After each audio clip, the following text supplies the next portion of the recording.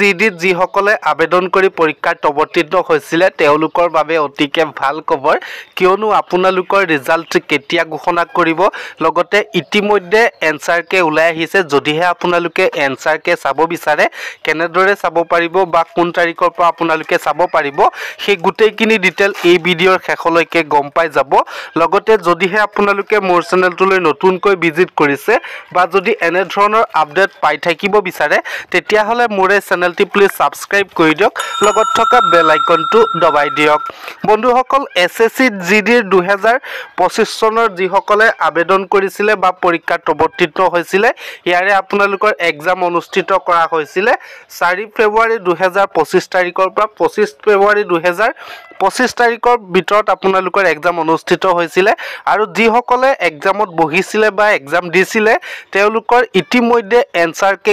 ওলাই আহিছে যদিহে আপোনালোকে এনসাৰ কে চাব বিচাৰে কেনেদৰে চাব পাৰিব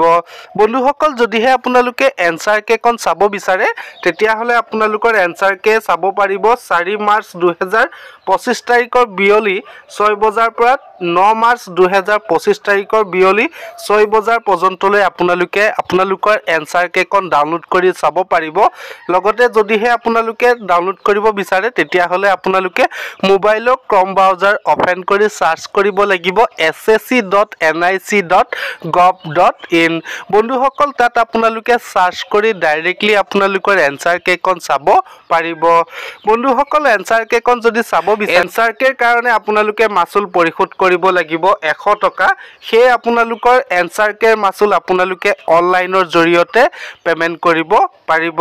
বন্ধুসকল যদিহে আপোনালোকে এনসাৰ কে কোন নিজৰ মোবাইলতে যদি চাব বিচাৰে তাৰ কাৰণে আপোনালোকৰ মোবাইলৰ ক্ৰম ব্ৰাউজাৰ ওপেন কৰি সাৰ্চ কৰিব লাগিব এসএসসি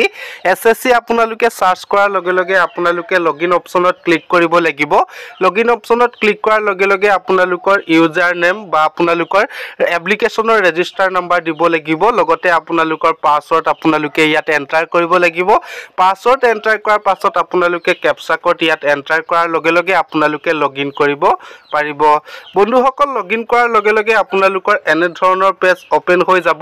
ইয়াৰে আপোনালোকৰ মাই এপ্লিকেশন অপচনটোত আপোনালোকে চুই দিব লাগিব মাই এপ্লিকেশন অপচনটোত চুই দিয়াৰ লগে লগে আপোনালোকৰ এক্সামিনেশনৰ নেম আহি যাব ইয়াৰে আপোনালোকৰ এসএসসি যেটো আপোনালোকৰ এসএসসি দিয়া আছে তাত আপোনালোকে চুই দিব লাগিব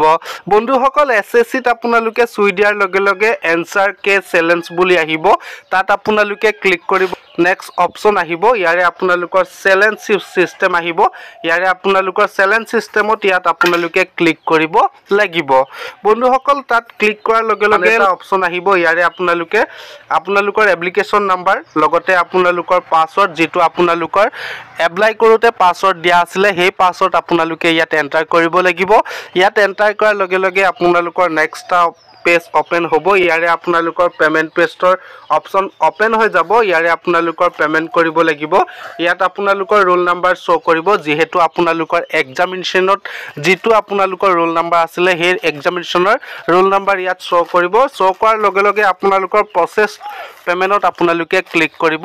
লাগিব Process payment click কৰাৰ লগে লগে আপোনালোকৰ এনে ধৰণৰ অপচন আহিব ইয়াৰে আপোনালোকৰ পে কৰিব লাগিব আপোনালোকে 100 টকা এপ্লিকেশনৰ মাসুল যেহেতু পে কৰিব লাগিব গতিকে আপোনালোকে পে অপচনত চুই দিব লাগিব চুই দিয়াৰ লগে লগে আপোনালোকৰ এনে ধৰণৰ এটা সাবমিট ফৰ্ম আহিব ইয়াৰে আপোনালোকৰ সাবমিটত ক্লিক কৰিব লাগিব সাবমিটত আপোনালোকে ক্লিক কৰাৰ লগে লগে আপোনালোকৰ পেমেন্ট পিস অলৰেডি কমপ্লিট হৈ যাব কমপ্লিট হোৱাৰ পাছত আপোনালোকৰ এনে ধৰণৰ শো কৰিব ইয়াৰে আপোনালোকৰ ৰোল নম্বৰ কিনি লগতে এক্সাম কোনটো ডেটত আপোনালোকৰ এক্সাম অনুষ্ঠিত কৰা হৈছিল সেই গুটেইখিনি ইয়াত শো কৰিব লগতে আপোনালোকৰ এনসাৰ কে কোনো ডাউনলোড কৰি আপোনালোকৰ কিমান এনসাৰ পাইছে কিমান এনসাৰ শুদ্ধ হৈছে লগতে কিমান মাৰ্ক পাইছে সেই গুটেইখিনি ডিটেইল আপোনালোকে এনসাৰ কেতে গম পাই যাব